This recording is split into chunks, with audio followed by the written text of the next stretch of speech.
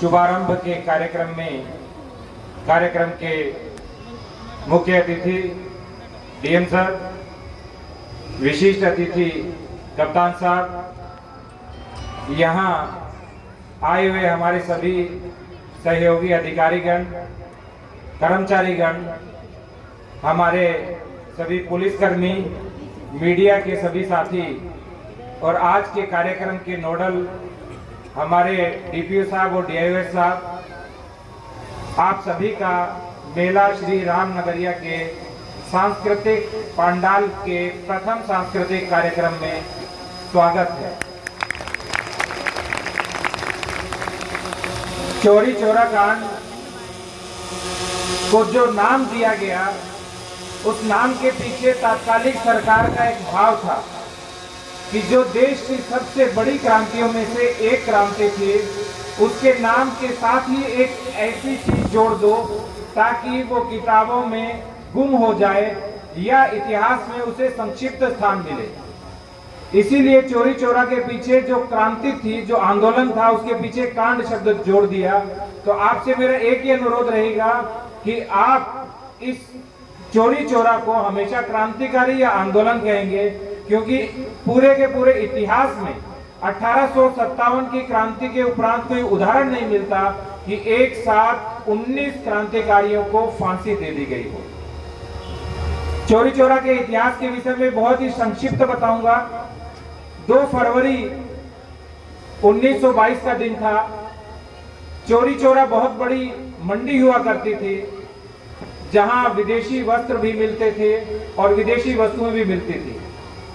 किंतु जब असहयोग आंदोलन में गांधी जी के द्वारा बहिष्कार और असहयोग के कार्यक्रम चल रहे थे, तो उसी के तहत विदेशी वस्त्रों की होली और अहिंसक आंदोलन 2 फरवरी को चल रहा था।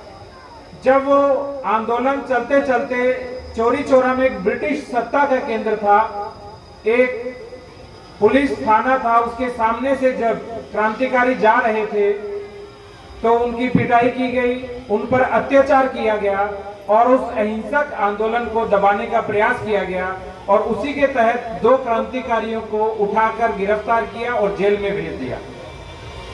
उसी अत्याचार जो पहला अंग्रेजों ने किया, उसी अत्याचार के तहत 4 फरवरी को एक साथ 2,500 से 3,000 जो हमारे आंदोलनकारी थे, जो क्रांतिकारी थे, जो उस समय देश की स्वतंत्रता के लिए तड़प रहे थे, उन सभी ने एक साथ आंदोलन करने का निश्चय किया। और जब दोपहर को सारे क्रांतिकारी उन 2 लोगों को छुड़ाने के लिए उस ब्रिटिश सत्ता के केंद्र पर आए, तो वहां का जो तात्कालिक थानेदार थे, जो गुलामी मानसिकता के प्रतीक थे, ब्रिटिशर्स के प्रतीक थे, उन्होंने उन क्रांतिकारियों पर गोली चलाई और उससे हमारे 3 क्रांतिकारी शहीद हो गए और कई जो क्रांतिकारी थे वो घायल हो गए।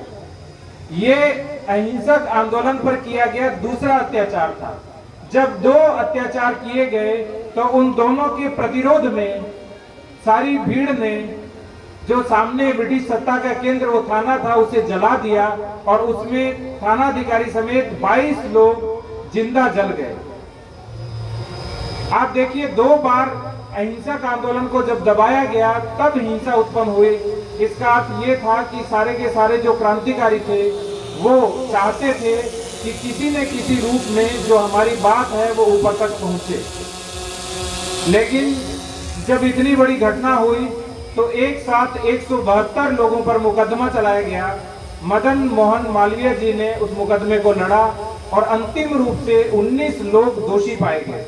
उस पूरे के पूरे आंदोलन का, उस क्रांति का नेतृत्व तो भगवान अहीर नाम के एक व्यक्ति ने किया और वो जो भगवान अहीर थे, उनके सहित 19 लोगों को 2023 की फरवरी में फांसी दे दी गई। लेकिन जिस आंदोलन के लिए सुभाष चंद्र बोस ने कहा था कि गांधी जी ने इसको रोका, ये उनकी बड़ी राजनीतिक भूल थी। मौलाना अबुल कलाम आजाद ने भी इसे एक राजनीतिक त्रुटि कहा। उसी आंदोलन को इतिहास में बहुत ही संक्षिप्त जगह दी गई। और इस आंदोलन की तुलना तात्कालिक रूप से बास्तिल फ्रांस में एक जगह है जहां पर क्रांतिकारियों ने उस समय के तात्कालिक जो राजा थे उनके किले पर कब्जा कर करके क्रांति को शुरू किया था, तो बास्तिल से तुलना की जाती है। और मोपला का जो केरल का विद्रोह हुआ था उससे भी इस आंदोलन की तुलना की जाती है। इसीलिए वर्तमान में माननीय मुख्यमंत्री महोदय ने निश्चय किया कि वे 19 क्रांतिकारी, वो आंदोलन जो इतिहास के हमारे स्वतंत्रता आंदोलन के सबसे बड़े आंदोलनों में से एक था, जो बिल्कुल एक कस्बाई क्रांतिकारियों के द्वारा, ग्रामीण क्रांतिकारियों के द्वारा शुरू किया गया था, उसको दबाया इसलिए गया ताकि ग्रामीण क्षेत्र से क्रांति की ज्वाला नहीं उठे। इसीलिए उस पूरे वर्ष को एक शताब्दी महोत्सव के रूप में मनाने का निर्णय लिया गया है और इसका शुभारंभ गोरखपुर से हुआ है। माननीय मुख्यमंत्री महोदय ने वहां से इसका शुभारंभ किया है।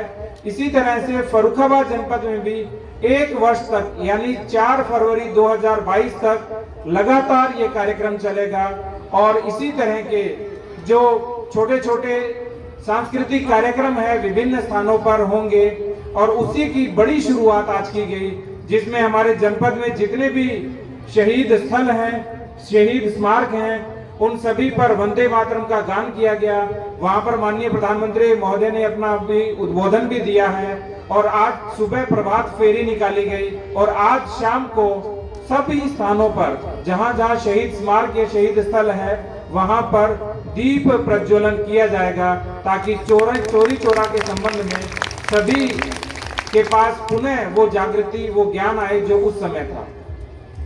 इस पूरे के सार के रूप में मैं आपको केवल एक पंक्ति कहना चाहूंगा बस, कि जब वो समय था जब निस्वार्थ भाव से लोग देश के लिए कार्य करते थे, तो क्यों न इस पूरे वर्ष में एक प्रण हम लें कि इस शताब्दी महोत्सव में जो भी हम काम करेंगे वो इस राष्ट्र के लिए, इस भारत माता के लिए, इस अपने जन्मभूमि के लिए, अपनी माटी के लिए करेंगे।